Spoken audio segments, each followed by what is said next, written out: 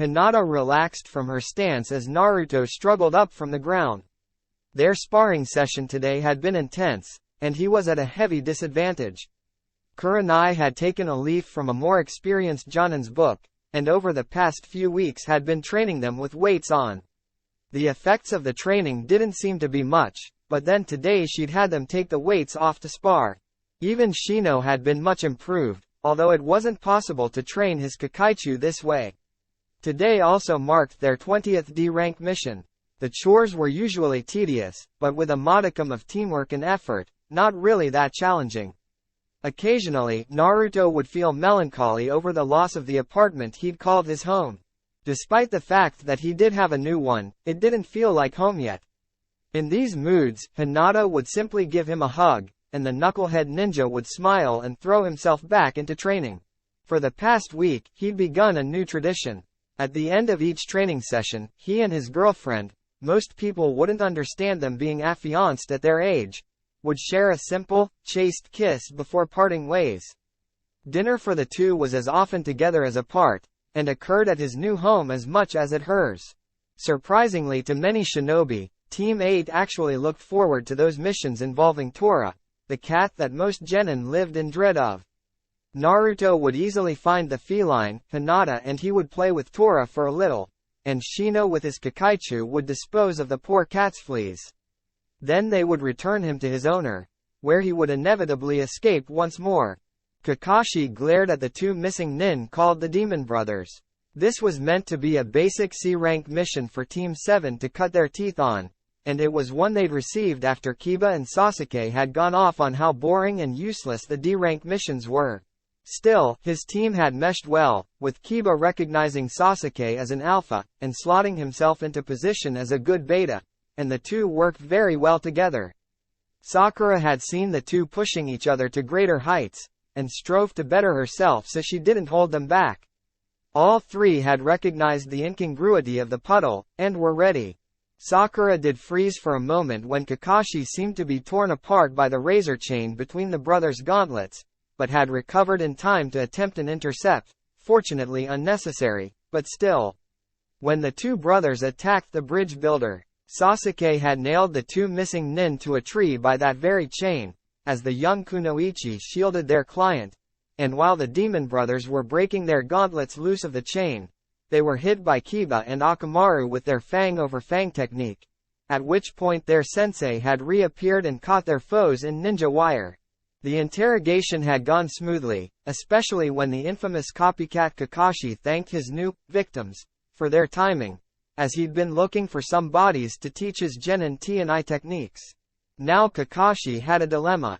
The fact that this Gato had hired Momochi Zabuza, the demon of the bloody mist, automatically bumped what should have been a low C up to a high B. Maybe even an A that was bad. Sasuke wanted to go on. Sakura realized that they weren't equipped or ready for this as they were, and Kiba. Kiba actually had the best idea. "It's not our call, Kakashi-sensei," the Inuzuka had said. "It all goes by your decision, that's why you're the sensei. Like Sasuke, I want to show what I can do, but if you say we go home, there we go." A few moments of thought produced an insight Kakashi would not have expected from the genin. "What would Shino say?" he muttered, before turning to Tazuna. "Hey, you said you couldn't afford a B-rank team, what about another C rank? It's cheaper than a B rank that way, and there are 2 Jonin along, too, with a total of 6 genin." Once more he turned to Kakashi-sensei. "If we can contact the village, we can drop all this in the Hokage's lap." The one-eyed Jonin made up his mind, and summoned his fastest nin Ken Hound. "Take this message to the Hokage." Things got a little complicated. Yuhi Kurenai stood before the Hokage's desk. Hiruzen had acted quickly once he'd read Team 7's report and pondered what to do. Although Kiba seemed to have opted to fill a beta role in the group, his pack, as it were, he had displayed good alpha instincts about how to proceed, and the old ninja made a note in the boy's file to that end. "So do you understand your team's mission?" he asked, smoke trailing upwards from his pipe. Kurenai nodded. "Team 8 is to rendezvous with Team 7 and provide additional support and options for dealing with a number of missing nin and local bandits and thugs." Primary role is scouting, recon and pursuit, secondary is combat support, she replied. Put that way, it sounded easy, but with the demon of the bloody mist involved, it was likely anything but. Very well, the Hokage said, praying that he was choosing the right path here. Your team is to prepare immediately, and leave at noon. This is insane, Kiba thought as he stared at the rabbit below the shuriken. I swear, sensei, I smelled someone there, he said aloud, and Kakashi nodded, stretching his senses to take in as much information as possible from around them.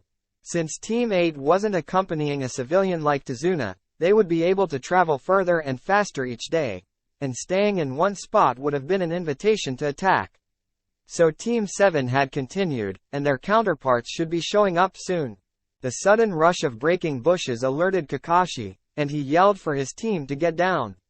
Sakura tackled Tazuna to the ground, as Kiba obeyed without hesitation and Kakashi leapt away from the path of the spinning sword.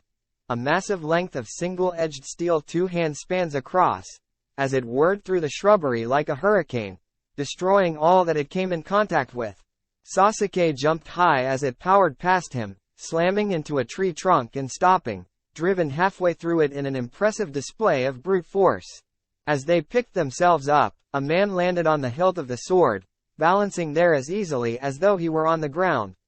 Ah, said Kakashi. Momochi Zabuza, what kept you? Zabuza was tall and muscular, a fact easily discerned since he wore no shirt. His pants were an odd blue camouflage pattern and like Sharingan Kakashi, he hid the lower half of his face, although behind bandages rather than a mask. The Konoha Jonin's nonchalant response was not what he was expecting and he turned and pointed. The infamous copycat Kakashi, I have no quarrel with you, but that man has to die. As the fight began, Naruto held up his hand. Thanks to Hinata, they'd spotted the other team just before Zabuza appeared, and the attack was underway before they could act. Still, Kurenai had held them back. Their first focus was recon, and so she set their senses to work. Hinata had spotted that the Zabuza in the tree had no chakra network, just a solid mass of it.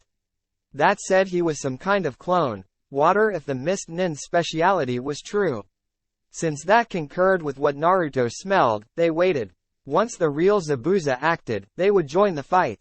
But there was more. The missing nin from the Seven Swordsmen was not alone. He was working with a partner, one with unknown abilities. They had to hatch a strategy to deal with that, and it hinged on surprise. As they were, the members of Team 7 didn't seem to need help, yet. Kakashi was getting frustrated. Even with his Sharingan, he was barely keeping pace with the missing nin. Twice he'd been close enough, only for his blow to glance off the scratched Kirigakure Hite 8 that Zabuza wore. All it took was one misstep. As the water prison sprang up around him, Kakashi realized he'd made that misstep. He was trapped, and it was up to his genin now. Praying they'd live through this, he almost missed the ripple as reality was replaced. As Zabuza's water clones toyed with and slaughtered the three genin, scattering their bodies piecemeal across the clearing, he laughed, taunting Kakashi, who had his face in his hands as his shoulders shook. Ha! The former mist shinobi grunted with disgust, sweeping his blade through the neck of Tazuna and letting the corpse fall to the ground. Is that all it takes to break you, Hitaki Kakashi? Another shinobi, this one wearing a mist hunter nin mask, stepped into the clearing. Zabuza-sama, he said. He carried himself with an unconscious grace, and an air of suspicion. That was an easy assignment. I would have thought someone as powerful as Hitaki Kakashi would be more of a challenge. The swordsman's eyes widened as he saw that Kakashi was not shaking in sorrow-filled sobs, but an attempt to stifle his laughter. Damn it, he swore. Genjutsu, Kai. He formed the hand seal, even as his companion did, and all signs of the bloody battle faded away, revealing the members of Team 7 to be unhurt, and Kakashi to be standing in front of them beside a woman with messy hair and red eyes, dressed in a red dress and white wrappings. His companion fell as he was hit from behind by a number of strikes that hammered at his chakra network, dropping the younger missing nin to the ground, his chakra sealed away, with a midnight-haired girl standing over him, her pale eyes wide and surrounded by raised chakra coils. Haku, he muttered, and began to form the hand seals for his water clones, only to notice a number of strange bugs crawling on him, reducing his chakra by draining it from him. He still had some, but not enough for clones. He raised his sword, and charged the bridge builder, sweeping the sword in a wide arc that he knew would not stop, just as a small orange blur dropped from the tree above, straight in the sword's path, and brought up his hands, crossing the 3 claws protruding from each in front of him as he braced for the inevitable impact. Since Zabuza had sundered many larger and sturdier-looking weapons with Kabikari Buchu, he put a little more force into the blow to overcome the slight resistance of a human body. Naruto's feet dug into the ground as the huge sword hit his bone metal claws, and forced them back, almost as far as his chest. Drawing his chakra into his bones and muscles, the blue-eyed Jinchuriki fought back, sliding to a halt even as Zabuza put both hands on his hilt and pushed. Naruto saw the look of fear on Hinata's face as she watched, and something clicked. Back when he'd told her about his passenger, she hadn't been scared of him, but for him. If he died, he'd leave her alone in this world, and that would hurt her, and nothing was allowed to hurt his Hinataheim. With a growl that started deep in his throat, no, deeper, in his gut, Naruto reached deeper down and pulled harder at his chakra, blue fire pouring from his whisker marks.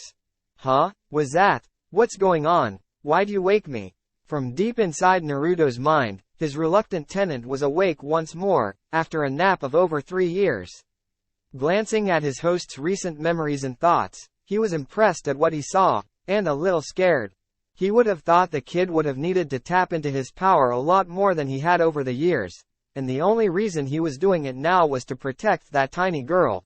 His mate, by the way humans reckon such things. Well, the Kyuubi no Yoko certainly understood loyalty. Hell, yeah, brat. Show them what you can really do with this stuff. Hinata was the only one to see it begin. The only one who could see it as crimson chakra swept through Naruto's system, pouring into his bones before reaching his face, and letting the boy sweep his claws forward and out, in opposite directions, slicing through the blade of the sword like a fish through water, sending the pieces flying. Zabuza stared in shock at the pieces of his sword as they scattered apart, 2 even sections from the middle, small ones, and the bulk of the blade from beyond the claws, which dug into the dirt. As he stood there, for an instant only, paralyzed by shock at the genin who'd shredded his sword, he knew he could repair it by killing people, with the blade restoring itself from the iron in their blood. But that was a lot of people. Kakashi and Kurenai both struck, and although he managed to stop both of Kakashi's strikes, Kurenai's blow to the base of his skull sent him off to oblivion. For now, Naruto straightened up, his chakra reserves incredibly low. He saw Hinata, her eyes shining with tears of pride and joy, and all was right with the world. Shino nodded to him as he glanced over that way, and he nodded in return. Sasuke was staring at the Jinchuriki, openly envious of his former classmate's abilities, and Sakura looked a little scared. Kiba looked like he wanted to roll over on his back, throat exposed, just to be on the safe side, and deep inside Naruto, the Kyuubi chuckled at the thought. Kakashi and Kurenai watched him closely, assessing him as a threat. Hey, Kurenai-sensei, s'all okay, I'm just a little bit tired now. Naruto mumbled as the chakra exhaustion caught up with him. Think I overdid it. The blonde Jinchuriki began to collapse, and Hinata dashed in to catch him, toppling with him to the ground. Deciding what to do with their prisoners was a major chore. Kakashi and Kurenai had to confine them and keep watch over them, but Tazuna still needed to work on the bridge. A simple roster was arranged where the genin would operate in pairs, 1 genin from each team, to defend the old man, while the others rested or trained, getting tips from the jonin not watching the 2 missing nin. A messenger hawk had been sent off to Konohagakure, with a full report for the Hokage. Shino and Kiba had guard duty, and the 2 girls were sleeping as Sasuke and Naruto sparred, fighting back and forth across the yard. They had mastered the basic idea behind tree walking very quickly, although Naruto needed a little more chakra as he was a bit heavier. Then it was lunchtime, and the girls were woken for the meal.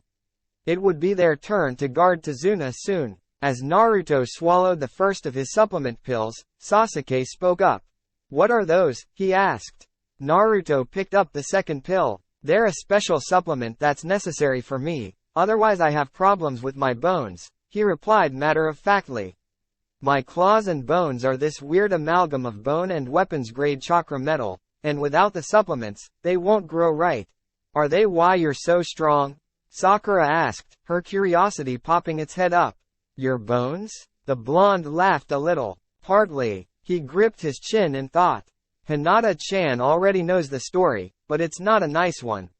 Are you sure you want to know? Kiba, Shino and Tazuna arrived for lunch, and once they heard what was going on, they too admitted wanting to hear the tale. Sasuke insisted on it. If you can get that powerful, I'll get twice as powerful. After all, you're just an orphan. Hinata shook her head as Naruto sighed. Sasuke, all being an orphan means, is that your parents are both dead. Who else here fits that bill?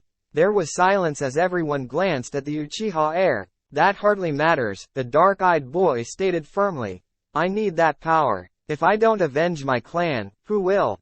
Naruto stared in disbelief at the other boy for a minute.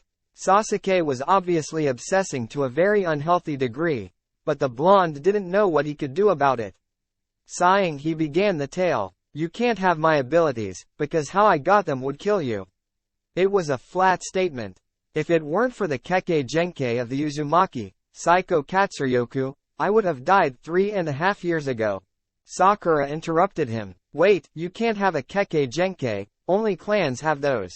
The Uzumaki are a clan, Naruto replied.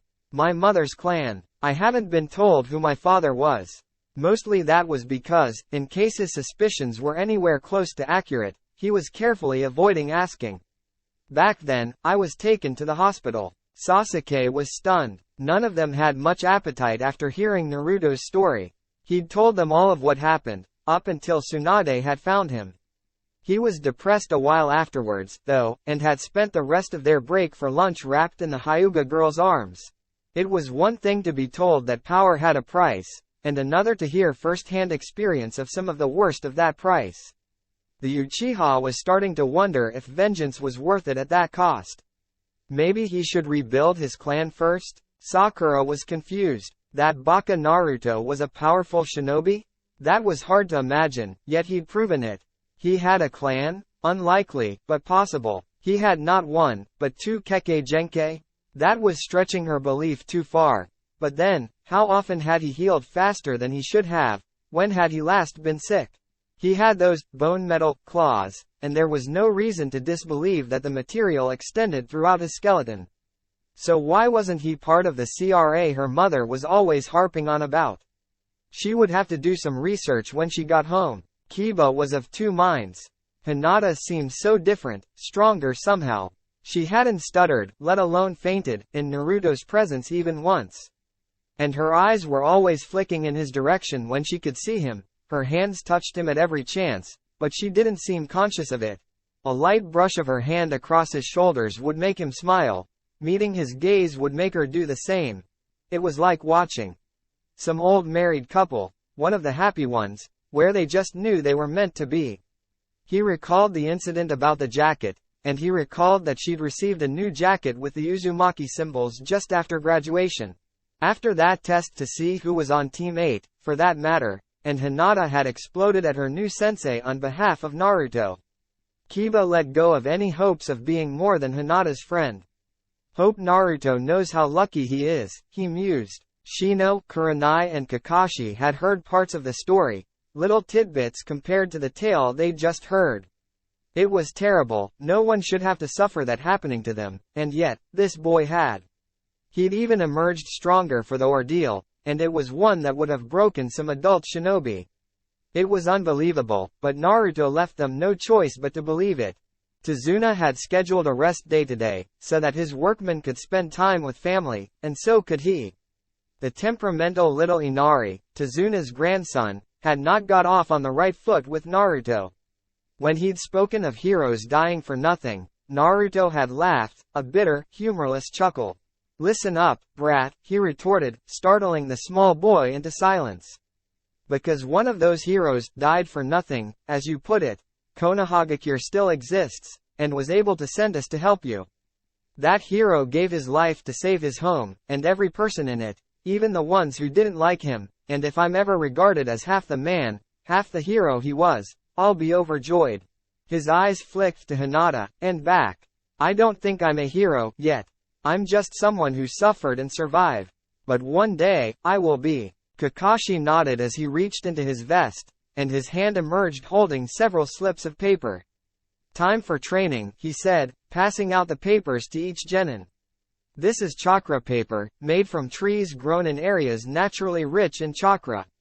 What we're going to do today is determine your chakra nature and elemental affinities.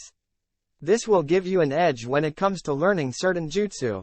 Traditionally, the Uchiha have a fire affinity, enabling them to learn those jutsu more easily, and more powerfully at that. He paused a moment, as everyone looked carefully at their paper. Some people even have more than one affinity, or an unusual affinity that is a combination of two others.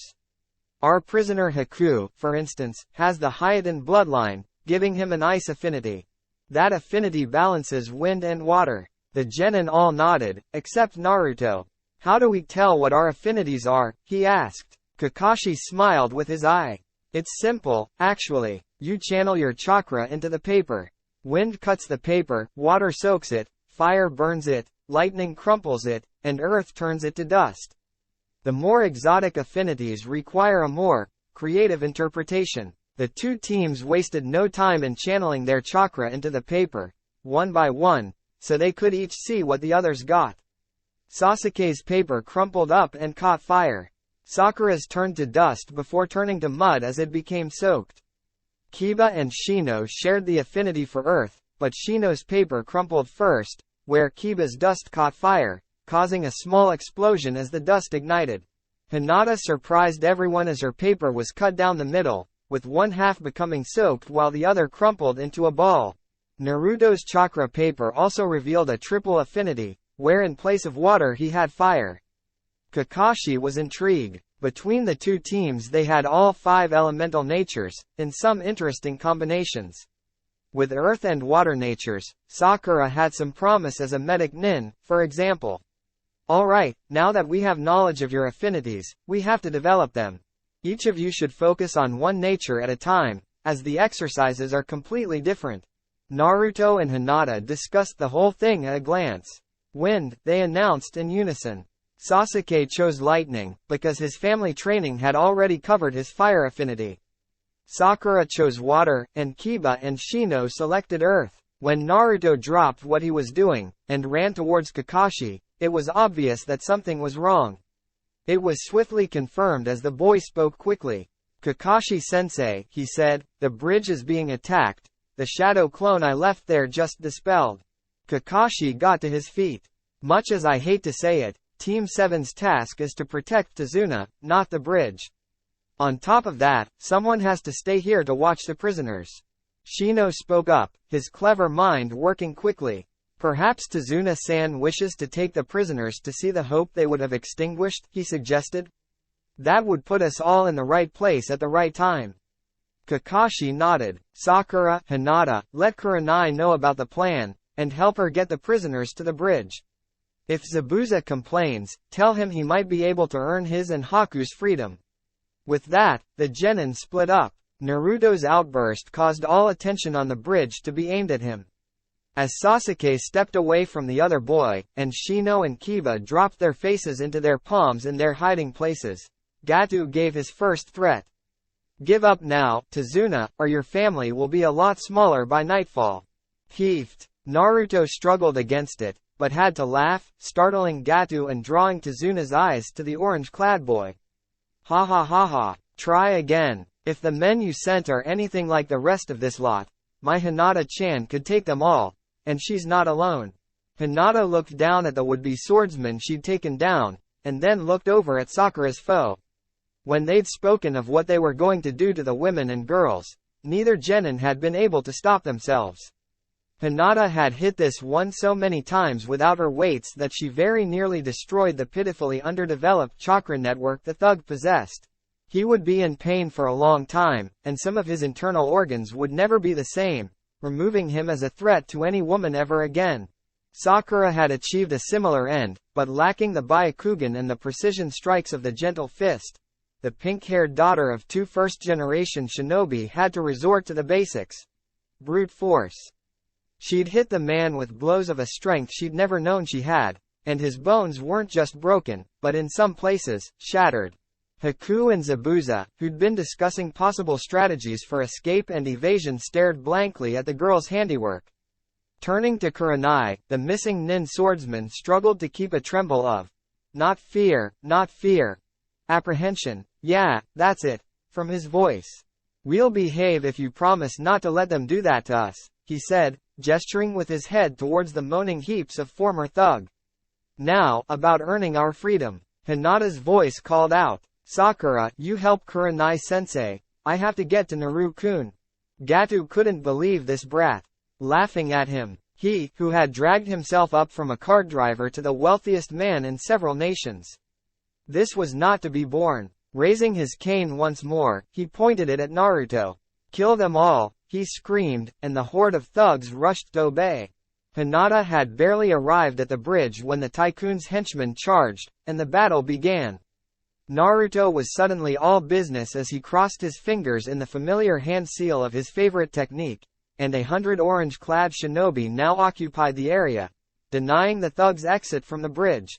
As she ran forwards, pushing herself to get where her Naru-kun was, although how she could pick him out among all those shadow clones she still couldn't guess, the chakra coils around her eyes raised up as she opened the Byakugan.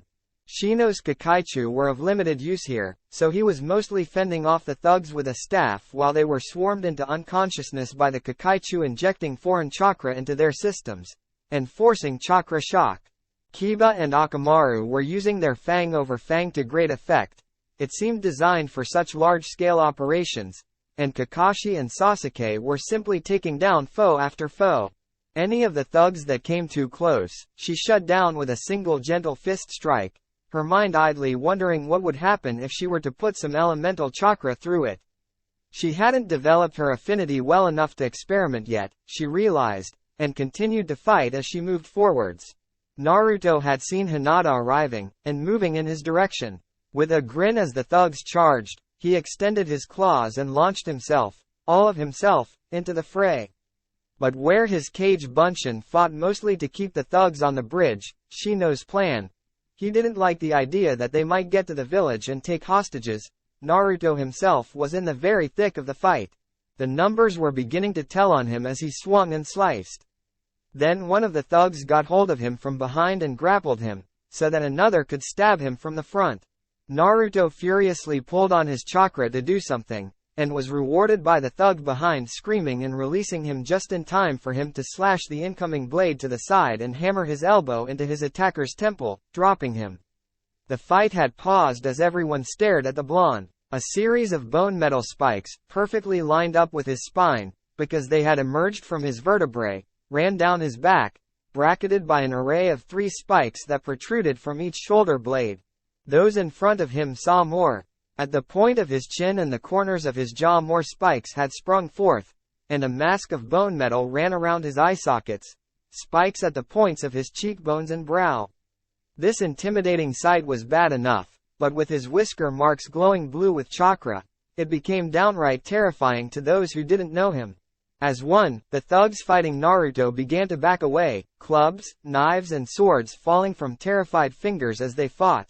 Not to win, not to slaughter and inflict pain, but to escape. And the easiest escape was over the edge of the bridge. After all, it was only water, and water is soft, right? Of course, a drop from the height of the bridge meant that the water was just as good as stone to the hapless men who took that route. Of those fighting the other shinobi, surrender seemed a much better option, although none got the chance to surrender to Hinata, who simply knocked them out and kept going, getting closer to her Naru-kun. At the very edge of the half-finished bridge, Gato cowered, blubbering out offers of money and power if Naruto would only spare his life. Naruto raised his fist to Gato's throat and snarled. "You sicken me," he growled out. "You reduce people to numbers, and try to keep everything yourself." One claw, the one on the near side of his hand, extended, sliding past Gato's jaw and barely grazing his skin as it passed along his face. "You starve the innocent and terrify the people, all to worship money, and miss the true meaning of wealth." The furthest claw extended this time, actually scratching the tycoon's brow. Naruto's sapphire eyes nearly glowed against the bone metal covering much of his face. I have a third claw, the bone metal wielder noted. But you aren't worth it. Stepping back, Naruto turned to walk away. Gato saw his chance and seized it with both hands, whipping out a switchblade knife and driving it into Naruto's back, right over his left kidney, at a downward angle. It was a blow to cause a slow death, a painful one, and this monster deserved no less, for daring to threaten the mighty Gato. Even as Naruto went to one knee, the agony washing all thought from his mind, he heard Hinata's scream. Naruto ooh! The girl with the midnight hair moved before anyone could think to stop her, her hands charged with chakra, as the limited learning she had of wind chakra came together with her gentle fist, and her two-finger flick to Gatu's forehead shocked them all as the business magnate's eyes glazed over. As she turned to Naruto, already gathering him in her arms, face down, the knife still protruding from his back, Gatu's ears released a fountain of red and blood, and a grayish liquid seeped from his nose as his eyes rolled back in his head and he toppled from the bridge. Kurenai, Zabuza and Haku had arrived for the tail end of the fight, leaving Sakura to watch over Tazuna's family, with the thugs fleeing in panic. They saw Gato lash out at Naruto, and Hinata's response. As the body of Gato hit the water far below, Zabuza cleared his throat. If she can do that with 2 fingers, Haku, remind me not to piss her off, he remarked, swallowing. As his ward nodded, the missing nin swordsman ran back over his memory of what he'd just seen, even as Kurenai ran towards her genin. It looked like she'd somehow disrupted the man's brains within his head, with a single touch, that didn't seem to do more than lightly tap against his forehead. Naruto opened his eyes as the pain in his back lessened. There was a tearing agony, gone in a second, as someone pulled the knife out, and he dropped his head to savor the soft pillow beneath him. This was Hinata's lap, he could tell by her scent, which also told him she was worried for him, acrid overtones on her enjoyment of being his pillow. He could feel his chakra swirling towards his lower back as Kurenai and Shino applied the bandages. An important thought occurred to him, and he tried to straighten up despite the pain, only to discover his Hinataheim was much stronger than she looked as she held him in place. Gato, he croaked, his throat really dry for some reason. A blank look descended on Hinata's face, and he knew what had happened, even before she spoke. That man will never hurt another again, Naru-kun. I lost my temper, and I think I overdid it. He smiled as she used the phrase he'd spoken when he'd sliced up Zabuza's sword. It was a wan thing, if a sincere one. Better him than us, than you, he murmured. I'm sorry. Hinata was blindsided by the apology. Why? She asked. Because if I had just killed him, Naruto said in explanation, he wouldn't have stabbed me, and you wouldn't have had to kill him. So I'm sorry. She wrapped her arms around his head, even as he felt the wound sealing. His Sokai Katsuryoku apparently healed the most dangerous injuries first, because it was now restoring both the skin and the nerves in it. Kurenai and Shino were openly staring at the injury, which was healing faster than they could treat it. Naruto's bone metal protrusions had retreated once more, leaving holes all over his shirt and jacket, and leaving them all with much to ponder. Zabuza and Kurenai had, with Tsunami representing the locals, negotiated a long-term contract between Momochi Zabuza and Nami no Kuni to establish a minor shinobi village to protect the tiny land, ensuring that no one like Gato could come to power again. The former missing nin was now the Shodem Shiokage, at least on paper, of Shiogakure no Sato, the village hidden in the tides. Now he just had to worry about the construction of the village and recruiting those who would be decent ninja for it. He had a few ideas on that front, especially with the bloodline purges that had plagued Kiri. Even though the bridge was yet incomplete, there was little doubt that the mission was done. Kurenai spent some time with Hinata, trying to help her deal with the consequences of her first kill, a painful thing for the gentle young woman. By no means was she a girl any longer. And the nightmares that would come in the night. It was of little surprise that Naruto was her greatest source of comfort at this time, and the two of them were often found in the mornings curled around each other. Fully clad, of course. Indeed, on those occasions that they were not, both slept badly, waking from their respective nightmares ready to fight. Finally, the two Jonin gave up and shuffled the sleeping arrangements around a little, but always had someone watching the couple. Naruto's newfound ability to manipulate his bone metal was just begging to be further explored, but Kurenai put her foot down and insisted it only happen in the safety of Konoha. Accepting it with a grumble here and there, the genin all turned their energies towards their elemental chakra training. Once they all managed the first step, they were put to practicing the next phase of chakra control, water walking. Although the genin were more than happy to attempt this, there were a few hiccups. Shino refused to attempt this on any body of water that he could be immersed in. The colonies in each Aburame reacted badly when they were deprived of air, and in such situations, it was not unknown for them to die before they got a chance to drown. Naruto's problem came to light when his first attempt to water walk failed, and he plunged straight to the bottom of the water. Fortunately, Kakashi and Kurenai dragged him out from the surface, a little surprised at his weight, before breathing became an issue. With Hinata's help, and the fact he couldn't float, let alone swim effectively as motivation, he redoubled his efforts. By the time teams 7 and 8 reached the gates of Konoha, the genin had grasped the technique to their sensei's satisfaction, and were permitted to begin the exercises for their second element. Sasuke, already having reached this point, received a scroll with a few jutsu that related to fire and lightning. The Uchiha smirked at Naruto, and when the two teams were dismissed with instructions to write their mission reports to the Hokage, and deliver them in the morning, he wandered off towards the Uchiha estate. For a change, Sakura didn't try to follow along behind him, instead heading home to do some long put-off research into clan symbols, clan rites, and Kekkei Genkai. Naruto invited his teammates, and Kiba, who'd been left behind by his teammates, to dinner at his place that night, so they could discuss and write their reports together. Hinata nodded, and also asked to invite her father and Hanabi, which Naruto warily agreed to, and the group parted ways. Somewhere in Ta no Kuni, a hidden complex held the stronghold known as Otogakure no Sato, a new hidden village that was ruled by the sinister Orochimaru. It was he who sat reading a report he had been waiting for, and he was overjoyed. The last Uchiha had awakened his Sharingan, and all the other pieces were in place. In just a little while, the Chunin exams would begin, and he would destroy Konoha and take the Uchiha legacy for his own. He was startled when a description of the other genin on that mission was included, especially that of a blonde boy with unusual abilities. This bone metal manipulation sounded somewhat like the dead bone pulse that Kimimaro possessed, but there were differences. He paused as he realized that this boy must have been that experiment that had been dying at his previous stronghold, the one that was massacred. The boy's own Kekkei Genkai had been overwhelmed by the experiment and he should have died. He made a note to one of his teams to observe the boy's progress. It was possible he'd need a contingency plan, and this boy's two Kekkei Genkai intrigued him. Maybe he should mark them both and let them fight it out to be his next vessel? He giggled at the thought. No, for now the Uchiha was enough. Maybe after he'd mastered those wonderful eyes, he could try to claim the other genin's Kekkei Genkai, but first, he had a village to destroy.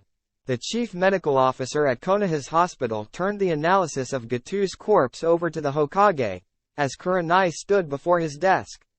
The paperwork stack was larger than the last time she'd been here, but not the largest she'd ever seen. As Hiruzen scanned the report, he nodded.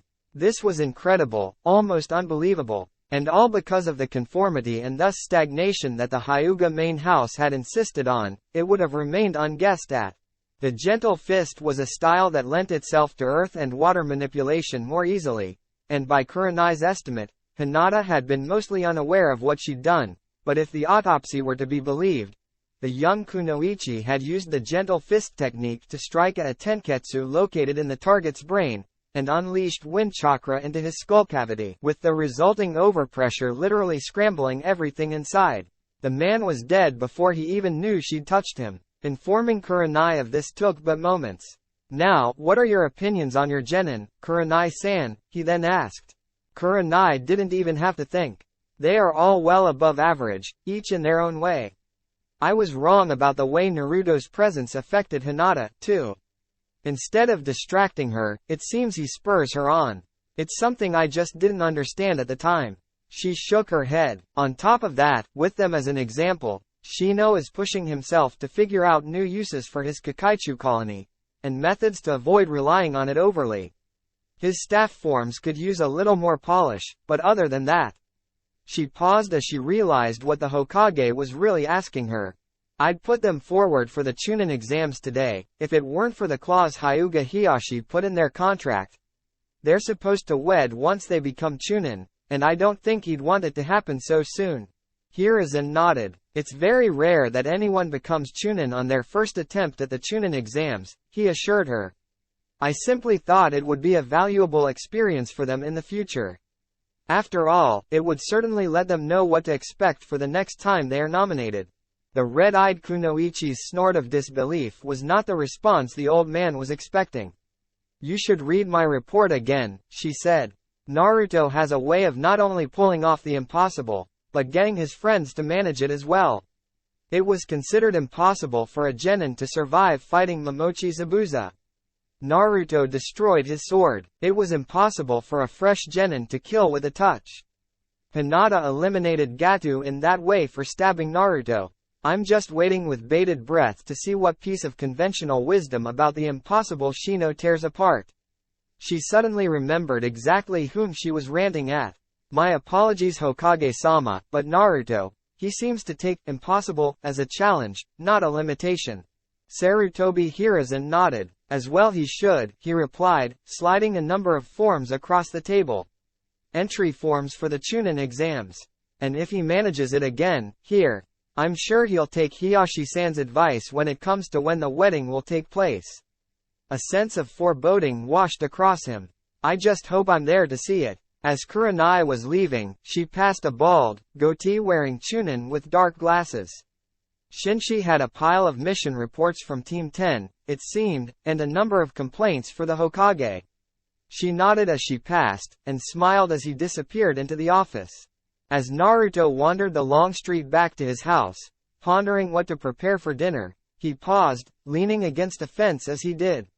Looking up at the clouds, he waited a few moments, and sure enough, after a little while, the wall started to wriggle and complain as Sarutobi Konohamaru dropped the camouflage sheet that was meant to resemble the fence. Erg, he groaned, I give. As Naruto released the younger boy, he gasped for air. How about you have your friends join us, Kono-kun, the blonde said offhandedly, gesturing towards their hiding places, as a girl with orange hair and a boy with glasses stepped out from behind a pole and a garbage can respectively. You were right Konohamaru, said the girl, impressed despite herself, and Naruto rubbed the back of his neck. The scarf-wearing boy grinned in response. See, I told you my Ani-san was cool, he said, before turning towards Naruto. How do you know? Naruto rubbed the bridge of his nose as he crouched down. Don't you think you should introduce me first? He asked. You've told them who I am, but that has to go both ways. I don't just reveal my secrets to anyone, you know. Now Konohamaru rubbed at his neck, mimicking a boy he saw as worth copying, even if he wasn't aware that's what he was doing. Sorry, Ani-san, he replied. I got carried away. These are Utatane Moegi and Kotsuji Udon. They don't have clans, and haven't got any clan stuff, so I figured if I stick with them at the academy, and help them with the stuff that a family or clan would have already taught them, that way we get better shinobi when we graduate. Besides, they're my friends now, and that's what friends do, right? Naruto smiled. That's exactly right. So why are you three chasing me down? The obvious spokesman for the small group spoke up. I wanted to show off my Ani-san, and these two wanted to meet you. But you really are good, I mean, we've been looking for you for days and couldn't find you. I was going to ask Oji if he knew where you were, but I thought it'd be better if we found you on our own. The other boy sniffed, his nose a little runny. Allergies, thought Naruto, handing him a handkerchief. Thank you, Uzumaki-sama, the boy said, and blew his nose. His little team stared at him, then at Naruto. As Naruto's raised eyebrow invited him to explain, a trick the genin had perfected by watching his soon-to-be father-in-law, Udon explained himself. Konohamaru kept going on about his new Ani-san, and how he had a rival to become Hokage, and Moegi's Oba is always complaining about the Uzumaki estate sitting stagnant when it could be doing something for the village. One of my hobbies is heraldry, so I can recognize most of the symbols and emblems in use today. He paused for breath before continuing, his voice sort of stuffy. The red and white spirals are worn by Chunin and higher as part of the treaty that allowed the founding of Konoha, although prior to 53 years ago, during the Nidaime's rule, the spirals were both white. Other than that, the spirals can only be worn by the members of the Uzumaki clan, of whom there is only one. Hence, you are Uzumaki-sama. The boy's reasoning was impressive. Naruto nodded. Very good, he said slowly. Maybe you should have the hospital give you something for those allergies. Udon shook his head. They tried. I was allergic to it. Konohamaru was shortly pestering Naruto to play ninja with them, but Naruto declined. If he'd never been abducted, he might feel differently, but as it was. Now you're part of the academy, you don't get to play ninja, he said to them. It isn't a game. It's a way of life, and a serious one at that. Remember what I said about becoming Hokage, Kono-kun? It's no less important than that. Ninja are. They're like. He scoured his mind, trying to find a way to explain it. It's like the village is a person, he finally concluded. The Hokage's the head, because he has to make all the decisions, and the civilians are the body, the parts that allow the rest of the body to do what it does. The ninja are the village's arms and legs, the hands and feet. They go where the Hokage tells them and they do what he tells them, all to protect the body. But they're also the eyes and ears, bringing information for the Hokage to use to make his decisions. Moegi raised her hand as if she were in class, and Naruto grinned as he waved for her to ask. So who's the heart? Naruto raised his head and stared off towards the Hyuga compound where Hinata was no doubt asking her father and sister to dinner at his place at that very moment. At a whim, Naruto decided to ask for help with dinner that night, maybe that barbecue place that Choji had always liked in the academy. The heart is different for everyone. It's the most precious people that each of us has, the ones we do anything, become anything, for, and even die to protect. For a moment he recalled all Tsunade had told him about his mother, and then spoke up again. So I won't play ninja with you, he said, watching as the slightly crestfallen children accepted that with a stoic reserve. But I will give you an impromptu training session for the next. He glanced at the sun and shadows. 20 minutes, then I have to get dinner. If I can catch all of you by then, as my prisoners, you'll have to help me out. Okay? He was trying hard not to laugh at the eager faces as they nodded. Escape and evasion. Go. As Naruto raced in pursuit of Kanemaru and his friends, he saw that they had a good sense of each other, and acted as a team. Whenever he'd get close to one, another would race in and distract him away at the critical point. Still, this was Naruto, and even without the self-imposed rule of no shadow clones, he'd managed to capture Udon and Moegi, who were following him now, but weren't allowed to interfere. As the Hokage's grandson ran down a narrow street, he looked back over his shoulder to see where Naruto had gotten to, and slammed into someone. Looking up revealed a man in an odd black jumpsuit, like a stagehand at a play, except for the red and orange circle on the front. He wore facial war paint, and had an hourglass shape under a bar on his hite-8, and carried a heavily bandaged shape on his back.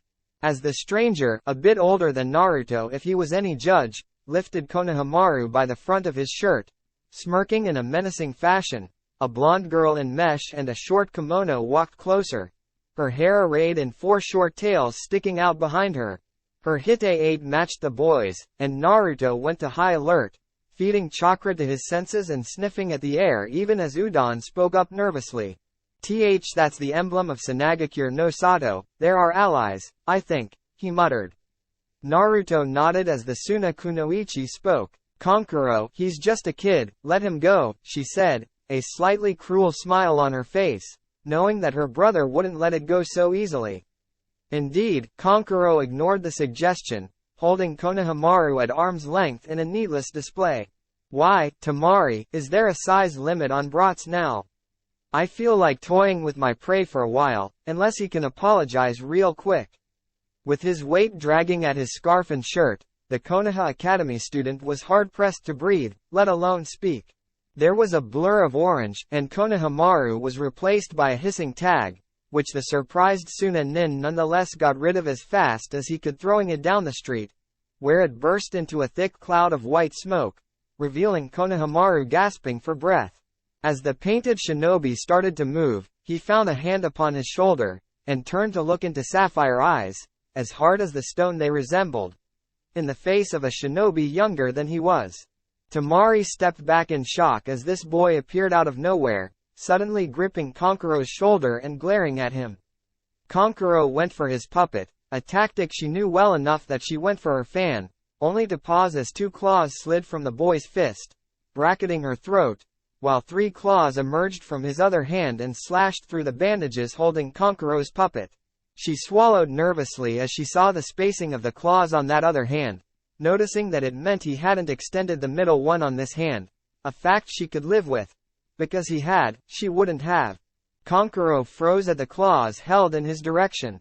The first hostile move was yours, Suna-san, the boy said quietly, before raising his voice. Kono-kun, could you and your friends get an order of barbecue from that place near the Akamichi estate? There'll be 10 of us eating, and I'll pay you back after we're paid for our mission. The boy nodded, a little startled at his Ani-san having those claws, and the 3 student shinobi took off. Naruto turned to the kunoichi and spoke politely.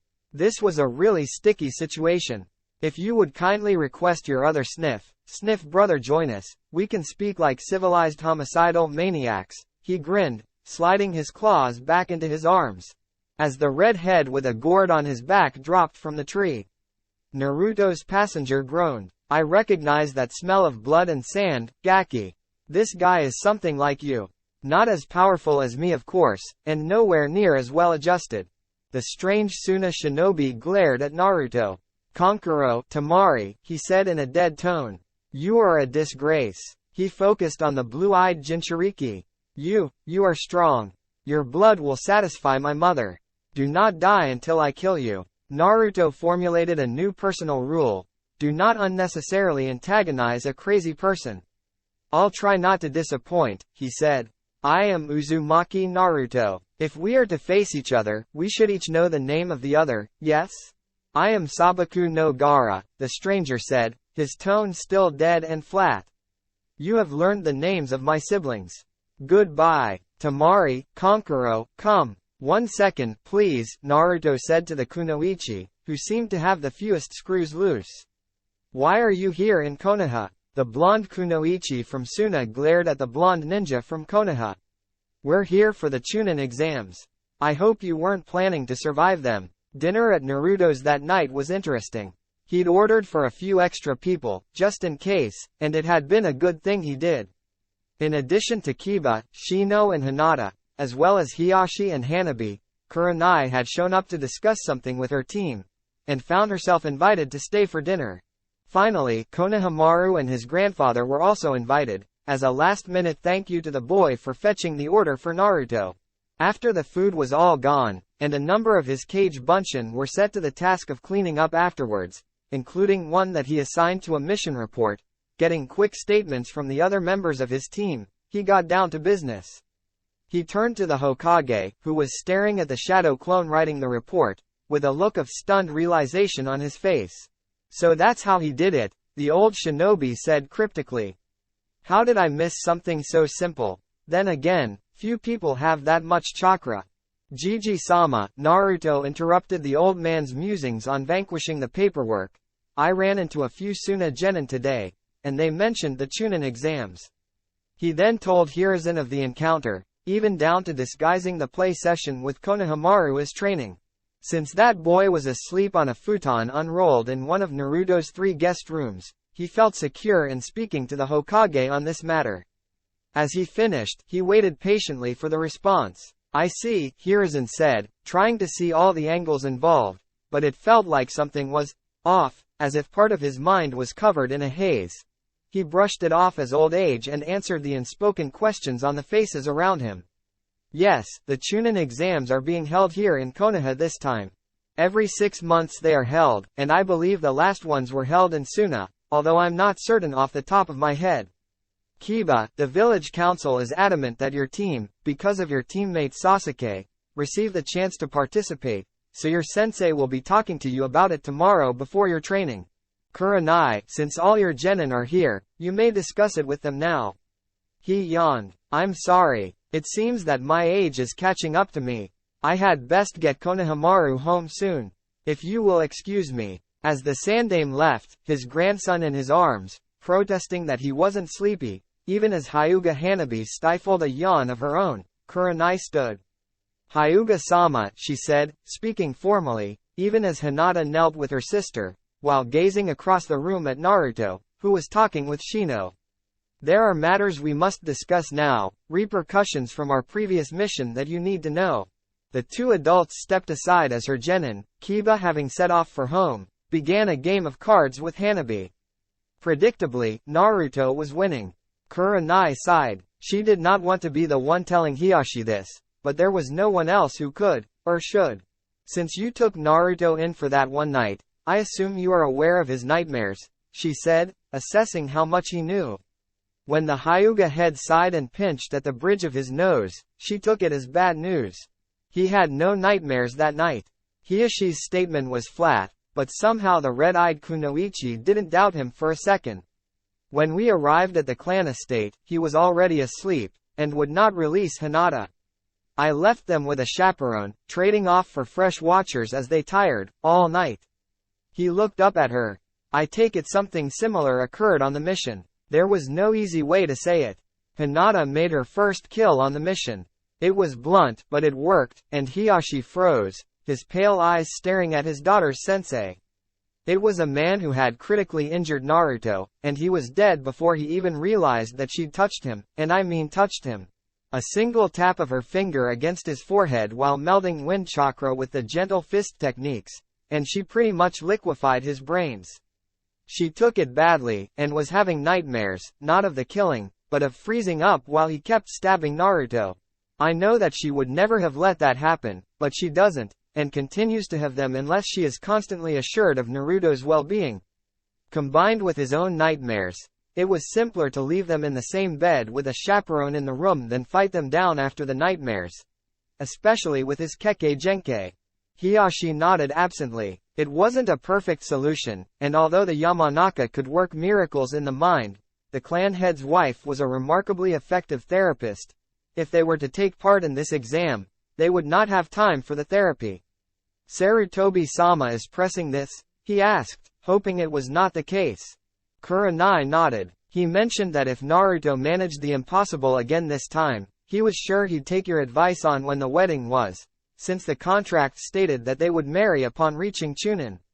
What's wrong? Hiashi had gone white as a sheet. With the typical Hyuga coloring, he'd already been halfway there, but still. He reached into his kimono for the copy of the marriage contract he always carried with him to reassure himself that his daughter would be safe. Now he opened it, and rather than perusing the terms and conditions relating to the clans involved and their duties, he scrolled through to the conditions on the wedding itself.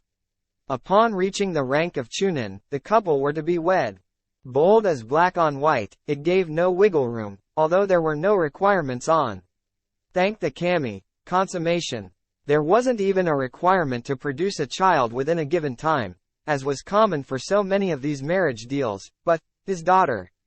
All he could do was pray that one or the other, both, to be on the safe side, didn't make Chunin this year. But from what he'd heard of their accomplishments just tonight, he doubted that would happen. The only way to guarantee they didn't was not to enter them. While the adults were beyond earshot of even Naruto, knowing how sharp his hearing was, the genin, with Hanabi's tired input, talked about the exams. Shino was uncertain if he was good enough to make it through them, and no one who'd been entered before spoke of the events. It was apparently in the waivers not to. Do you really think we're ready for this? The Kakaichu wielder asked. It's not just the exams I'm talking about, either. According to my parents, genin rank is a medium, sort of an adolescence for shinobi, if you think of the academy as childhood. If we make it to Chunin, that means we take a step into the adult world, both figuratively and legally. There are things that genin are somewhat sheltered from that Chunin may have to do, assassination for one. Naruto nodded. I don't know if anyone is ever really ready, he said, pulling his Hinataheim close as they snuggled against each other. I just think we could make it. The real question is, should we? Hinata threw her hand on the pile of cards in the middle. Fold. I think we should. As she moved, Naruto's hand brushed against her arm, causing a shiver to run up her spine. As it is, any Chunin or Jonin can give us orders, and if Kurenai-sensei isn't right there, we don't have any leeway to work with beyond the orders themselves. If we're Chunin, we're expected to use our initiative in such matters. We don't have as much freedom in mission choice as a Jonin would, but there's more protection for us as Chunin than if we're not. Shino shrugged as he tossed one card in. One card. I concur. You do make sense, but I do wonder if we're ready to be adults. We are only 13, after all. Hanabi yawned again as she threw in 2 cards, and replaced them. I don't know what you're talking about, but shouldn't you always do your best? How are people supposed to know what you can do if you don't show them? Naruto glanced at his cards and threw them in. No one was surprised by his words though. 5 cards. So we do this? He looked around as Hinata nodded, and then Shino. Nice. Call them. He hadn't even looked at the 5 cards face down on the table, and Hinata had folded every time. Shino's full house fell to Hanabi's 4 5s, and they looked at Naruto as he flipped his cards one by one. 10 of hearts, Jack of hearts, Queen of hearts, King of hearts, Ace of hearts. As the others shook their heads, Hanabi asked the question all of them wanted answered. How do you do that? Naruto smiled. I don't care if I win or lose. It's just money. That's nowhere near as important to me as Hinata-chan, or even you. A lot of folks forget that. It should never be about the money, but who the money lets you help. The genin stood as the adults returned, and Hanabi stifled another yawn. This one seemed contagious, as Naruto followed suit. He wasn't looking forward to the nightmare he knew was lurking in wait for him, but it was something he had to deal with. As he shook away his apprehension, he realized Hiyashi was speaking. Hinata, your sensei has explained certain events to me that have had repercussions that must be faced. However, with things as they are, we have neither the time nor the resources immediately available until after the Chunin exams. There is a stopgap measure until such time as we can arrange therapy with the Yamanaka clan, and we will take advantage of that, should Uzumaki-san be willing. You and a chaperone shall spend your nights here. For the first time in his life since his wife Hinami had died, Hiyashi had no idea what to do, as his overjoyed eldest wrapped him in a hug. At the meeting the next morning, before they went out to meet their teams, the Jonin sensei of Konoha's genin teams were called upon to answer the Hokage. Those who were confident enough to nominate their genin for the Chunin exams were to step forward to do so. There were 4 genin teams who had attempted the exams before, the youngest being 17, while the oldest team averaged 20. Then Hitaki Kakashi stepped forward. I believe Team 7 will benefit from the Chunin exams, he said. It gives them a goal to work for, and should they not be promoted, they will have that experience to temper them for next time. Uchiha Sasuke, Haruno Sakura and Inuzuka Kiba are ready to attempt the Chunin exams. Kurenai also stepped forward, a smile on her face.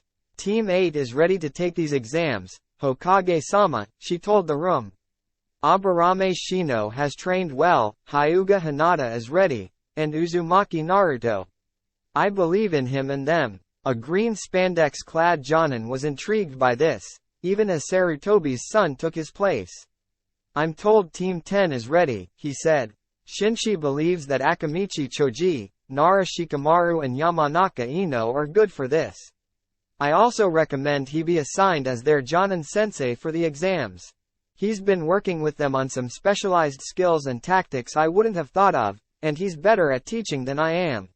He was relieved as Hiruzen nodded. The green-clad Jonin stepped into the light, revealing a bowl-cut hairstyle and a set of teeth too white to be natural.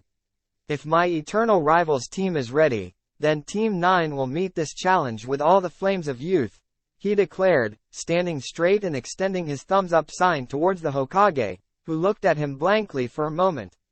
What say you, Kakashi? Shall we wager our destinies on our genin? The Sharingan-bearing Jonin knew only one way to deal with this. and struck the most nonchalant pose he could manage.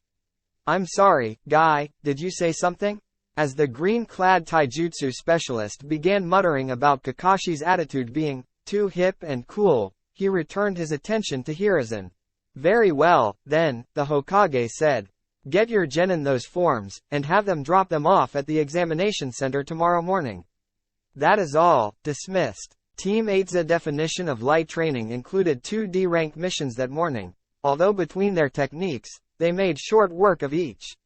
They broke for lunch at Ichiraku's, and spoke quietly of possible preparations as Kurenai told them where and when to hand their forms in.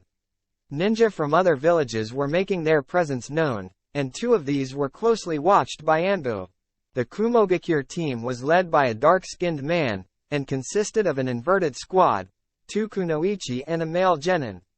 Iwagakure supplied the other team, 2 solid stocky shinobi and a young woman who seemed carved from marble, led by a massive bear of a man with a scar that ran from his scalp, across his left eye socket, which held a red gemstone in place of an eyeball, and down his chest to his waist.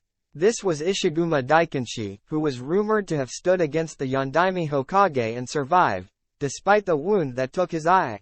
The afternoon was devoted to the last-minute training with their second elements, in an attempt to bring both elements together, an important step in certain maneuvers.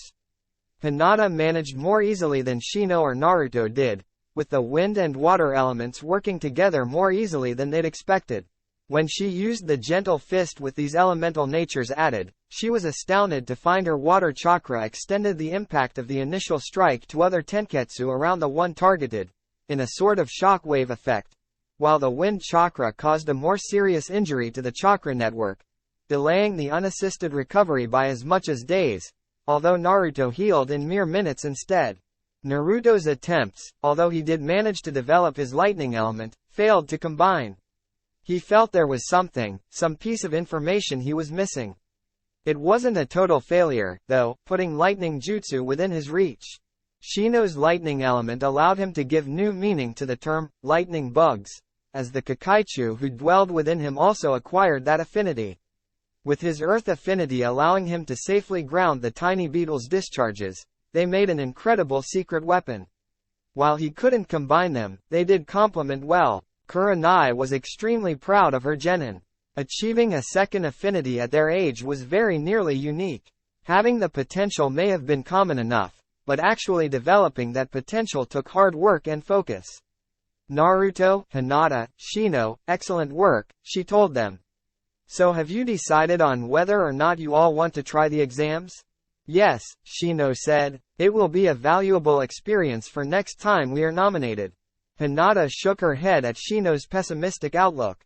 It wasn't that he'd put forth less than his all, but rather that he didn't expect to get far with it.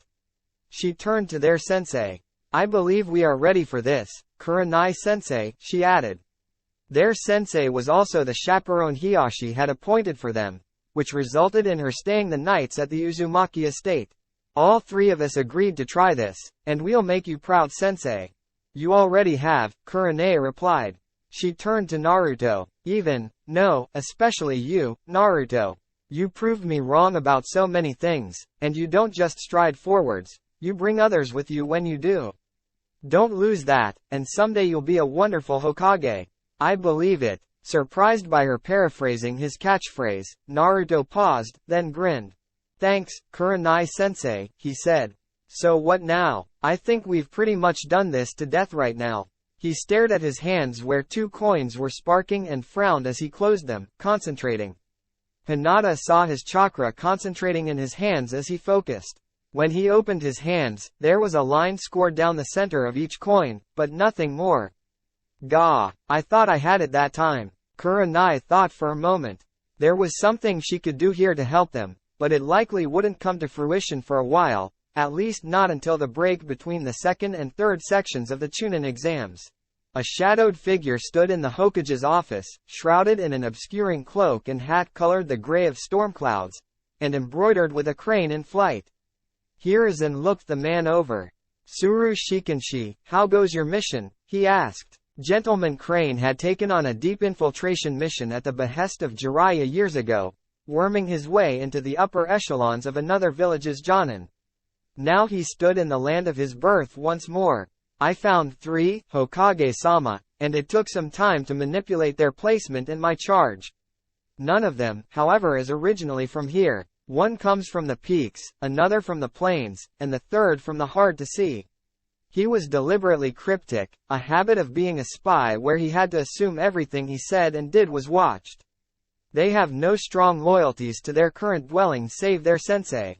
However, I must warn you, we were told that an upheaval would soon occur, and that we should take any opportunity to acquire that which was failed at so long ago. Hiruzen nodded. Likewise. Have you heard? There is a fourth gentleman these days. The hidden face smiled. Then the legend will grow, Hokage-sama, he said. And the other? He is the child of his parents, but tempered in suffering, Hiruzen replied, taking off his hat to rub at his temples with the other hand. He is doing better than I would have thought. Did I not know him? Shikanshi wasn't the only one who could be cryptic. I could really get used to this, Naruto thought as he woke in Hinata's arms again. He could see Kurenai-sensei on her futon near the door, and smiled. He was amazed at the trust she put in him, aware on some level that it was an attempt to make up to him for her misjudgment of him back when the team first came together. Was it really only 3 months ago? Wow, why does it seem so much longer? Oh, well, he thought, and a grin broke out across his face. Time to wake my princess. Hinata enjoyed a number of things when it came to sleeping in Naruto's arms. The lack of nightmares was an important one, for both of them. She could only guess at the damage Naruto could cause by accident in the throes of a nightmare. Another, however, and a less public reason was his new method of waking her if he woke first. She could very easily get used to those morning kisses, lightly brushing his lips against hers and nuzzling his nose into her hair. She giggled as it tickled her ear, and sat up. Her giggle had woken Kurenai-sensei, and the woman rose from her mattress. Preparations were quick and easy, and the two genin soon left the building at a run to meet Shino before the exams. Sighing, she also left, to go to a gathering of Jonin-sensei that was hoping to place bets on how their teams would do. As she passed the academy, she heard a voice call out to her. Anko, hey, Kurenai, wait up. See, I told you she'd come this way. The latter half of her comment seemed to be directed at a scar-faced Chunin, that teacher. Iruka? That sounded like it. What can I do for you today, Anko? Kurenai asked with a smile, and her somewhat unusual friend grinned back. Iruka here was a bit worried about Naruto, and I wanted to hear about this kid, too. We have quite a bit in common.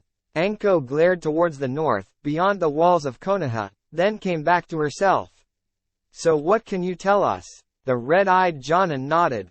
She knew all too well what her friend and her student had in common. They had both been experiments for Orochimaru, until he discarded them. But Naruto didn't have that curse mark, and Anko did. Although she flatly refused to tap into it, and yet people still judged her by her former sensei. Well, his team are off to the Chunin exams now. Iruka interrupted her with a panicked expression. What? But it's only been 3 months. Surely it's impossible for them to be ready for it this soon. Kurenai grinned. Uzumaki Naruto Rule 1, she said. Impossible is not a limitation, it's a challenge. Challenge accepted. She laughed at the look on the Academy sensei's face, as Anko grinned. I like the Gaki already, she opined. Turning to Iruka, she kept speaking. You told me he was orphaned, and put upon, and that there were attempts to sabotage him academically, and that no one was ever giving him anything he didn't fight for. As Iruka nodded, Kurenai shook her head. That may be true, she replied, though Anko's comment had not been in her direction, but what he has fought for. Iruka, in the 3 months since he left the academy, he's changed my mind about having him on my team, finished several missions, including a Ms-ranked B or A. The Hokage still hasn't decided how he's dealing with that, faced missing Nin, helped take down one of the 7 swordsmen of the mist, had his home burned down, moved to a new one, gotten engaged, turned the Hyuga clan on their heads, and begun to master and integrate his elemental affinities. As Amino Iruka's jaw gaped, she nailed the argument. And he hasn't left his teammates behind, either, as he pulls them up with him with each step he takes higher.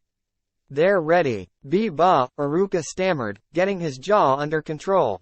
But I heard that Morino Ibiki was the exam proctor for the first exam, he finally said.